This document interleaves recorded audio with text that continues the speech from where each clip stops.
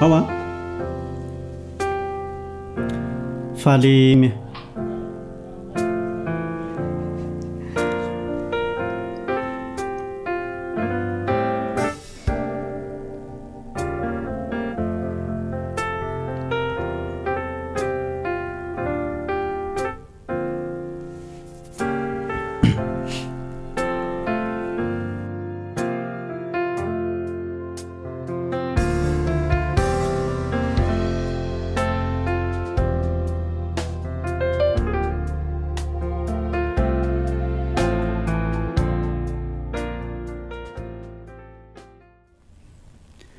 mbola faly miarabantsika tsirairay a mpanaraka izao fandaharana izao izay fandaharana 7 andro miaraka amin'ny Kristy manasa anao mba anaraka izao fandaharana izao hatramin'ny farany.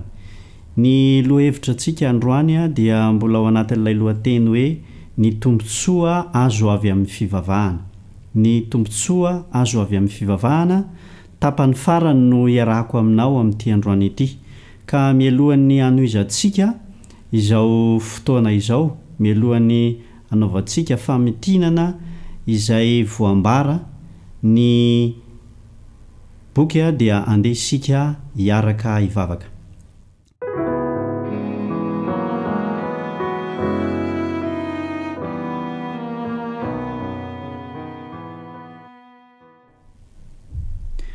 Rainay izay any an-danitra misaotra anao zahay no ny fitahinao na tonga anay afaka hanana fotoana anarahana indray izao fandaharana izao.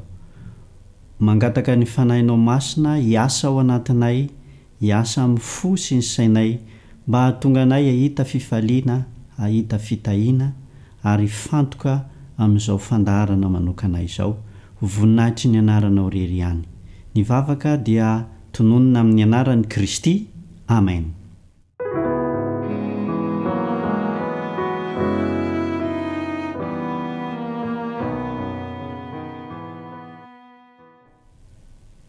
Ny lohahevitra antsika androany moa zany a dia mbola ao anatin'ilay lohateny hoe ny tombontsoa azo avy amin'ny fivavahana. Ny tombontsoa azo amin'ny fivavahana.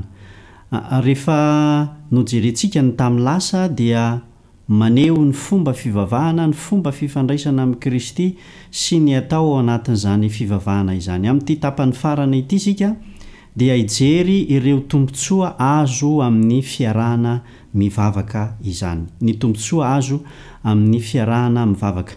Andriamanitra dia tsy mihevitra antsika ho tonga mitoetra irery na mitoka-monina ka hiala amin'izao tontolo izao mba hanolotra ny tenantsika ho amin'ny raharaha-mpivavahana. Ny firaisana dia tian'Andriamanitra ary izay no antony mahatonga ny soratra masina milaza fa aza manadino ny fiarahantsika mivavaka.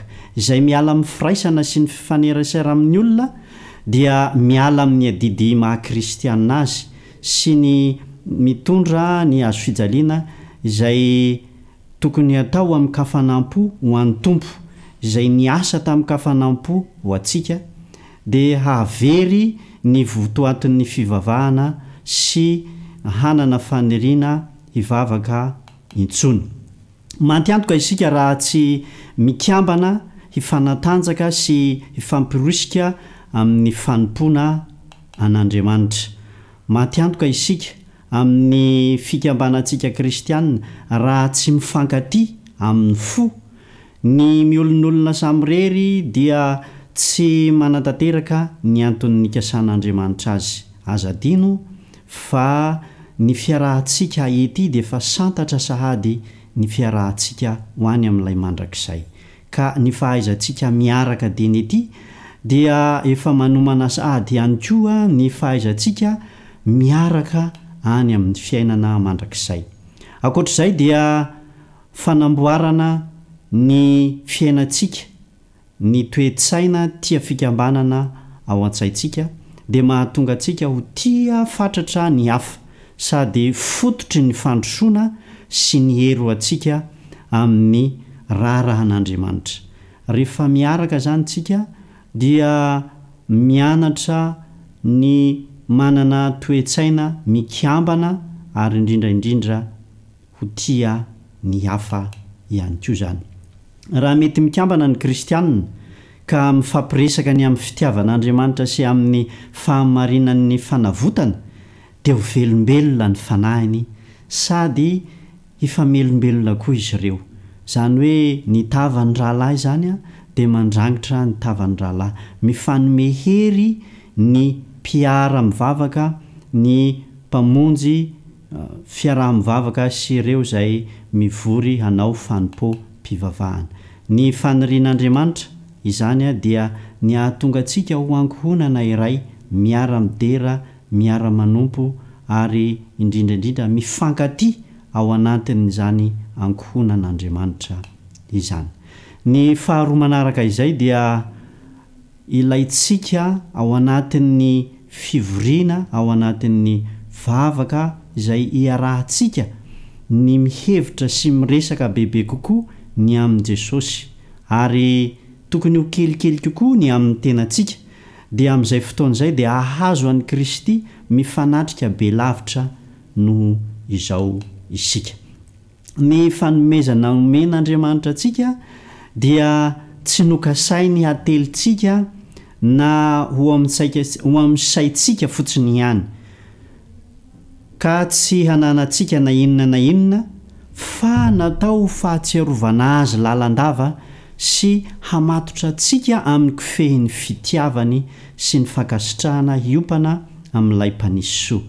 Ny fiarahana, ny vavaka izay atao, ny fiderana izay atao dia mampifamatotra antsika samyntsika ary mampifamatotra antsika amin'ilay Andriamanitra fitiavany. Ny fangatahana dia tokony ho kelikely ary ny fisaorana dia tokony ho betsaka mandrakariva. Aoka tsy hihevitra na oviana ny noraisintsika isika sy fakely, fa aoka kosa hihevitra fa betsaka izany. Ny fangatahana dia tokony ho kely, nefa ny fisaorana dia tokony ho betsaka ihany koa. Izay atao zany voninahitr'Andriamanitra dia tokony atao amin'ny fofeno fifaliana sy fiderana ary fisaorana, fa tsy amin'ny toetra ory na manjombona. Mandritra ny fotoana izay anaovantsika vavaka, anaovantsika fanompo-pivavahana dia tokony ho amin'ny fifaliana, fa tsy amin'ny toetra ory sy manjombona na alahelo isika, fa aneo fifaliana, aneo fisaorana, aneo fankasitrahana ilay Andriamanitra. Ary izay no tian'Andriamanitra ao anatin'izay. Rehefa izay tsika dia hita fifaliana ary hitombo ihany koa ny fifankatiavantsika samyntsika ao anatin'izay fifaliana izay.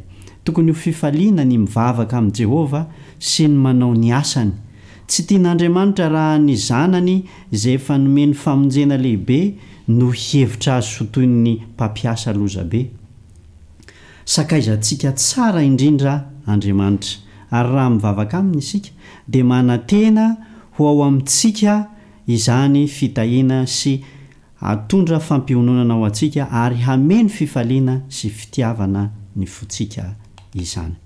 Izay tonga mivavaka aminy dia iriny rehefa miverina ao an-trano, zany hoe rehefa avy mamonjy ny fivoriam-bavaka zany, rehefa avy mamonjy ny fotoam-pivavahana, dia irin'Andriamanitra ny hitondra hevitra mamy amin'ny fiahiny sy ny fitiavany mba ho falifaly amin'ny raha mpivelomana rehetra isan'andro sy mba hanana ny fahasoavana ka ho marina sy matoky amin'ny zavatra rehetra. Ny fanirian'Andriamanitra zany rehefa avy manao vavaka isika, rehefa avy manao fanompo-pivavahana miaraka amin'ny ireo mpiray fanantenana, ny ankohonan'Andriamanitra, dia mba hahitantsika fifaliana, ny hahitantsika fiadanam-po ary indrindraindrindra ny hananantsika toky hoentina miatrika ny zavatra, ny raharaha andavanandro izay atrehintsika. Tokony ho tadidy ao an-tsaintsika ny fitahiana rehetra noraisintsika tamin'Andriamanitra, ary raha mahatsiaro ny fitiavany lehibe tsika dia tokony hety hametraka ny zavatra rehetra eo amin'ilay tanana nofatsihina teo ambony hazo fijaliana ao antsika.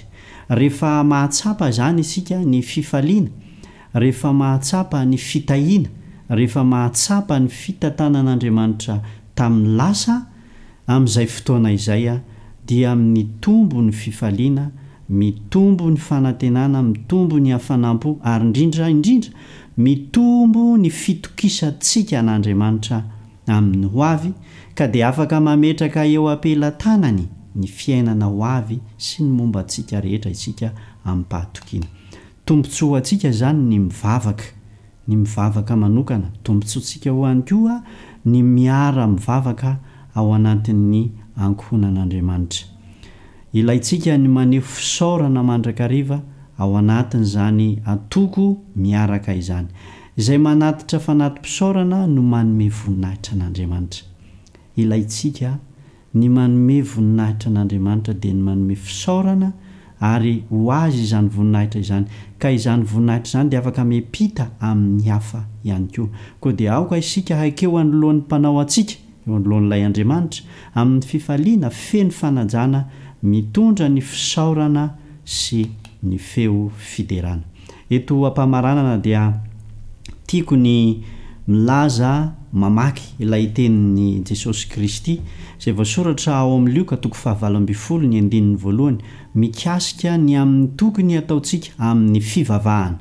Zao no voasoratra ao amin'ny Lioka 7:21 ary Jesosy nilaza fanoharana taminy fa tsy mety raha tsy mivavaka mandrakariva isika ka tsy reraka. Ry mpiaino namana, ry mpanaraka izao fandarana izao, ny fiarahantsika amin'ny Kristy dia mila vavaka isanandro, mila vavaka mandrakariva ka tsy tokony ho reraka amin'izany fivavahana izany tsika, na ho an'ny tenantsika manokana izany na amin'ny fiarahana amin'ireo namana izay mpiara mivavaka amintsika. Ny tompo anie ombanao ka dia hanana fahazotoana mivavaka ianao ary ahita fifaliana, ahita fiadanam-po ary ahita ny fitahian'Andriamanitra ary voninahiny ihany koa izany faharetanao, faharetantsika amin'ny vavaka izany. Amen.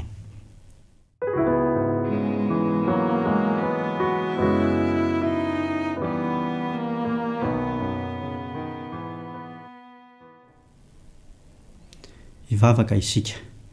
Rainay izay any an-danitra, misaotra anao zahay ny amin'izay torolalana nasehonao izay mba hahatonga anay ahita fifaliana ary ahita fitahiana amin'ny vavaka izay atao. Ampio zahay raha eo mba hazoto mivavaka, haharitra amin'ny fivavahana ary indrindra mba hazoto mamonjy fiaraha-mivavaka. Ary ao anatin'izany dia mpaherezo izay mba haharitra hatramin'ny farany ka hivavaka mandrakariva ary tsy ho reraka mandra-piavin'ny Kristy eny amin'ny rahony lanitra. Ny fotoana rehetra, ny andro iainanay rehetra, ny mombanay rehetra dia apetraka hifeno ao ampelantananao mba ianao no hiahy, ianao no hikarakara, ianao no homba, ianao no hitantana ary ny voninahitra dia ho anao rery ihany mandrakizay. Fa ho aminay kosa ny fiadanana sy ny famindrampo amin'ny anaran'i Kristy no angatahanay izany vavaka izany. Misaotra raha io. Amen.